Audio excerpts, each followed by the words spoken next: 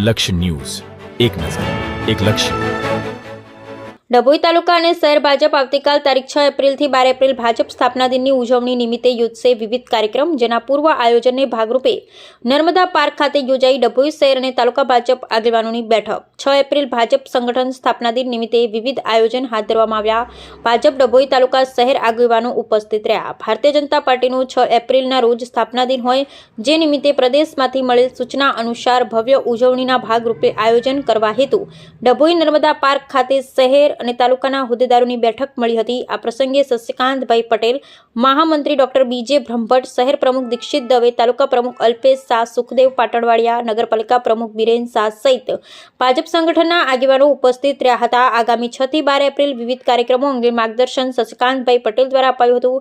ભાજપ સ્થાપના દિનને ભવ્ય રીતે ઉજવવા અનુરોધ કર્યો હતો. બ્યુરો રિપોર્ટ નિરંજન ચૌહાણ.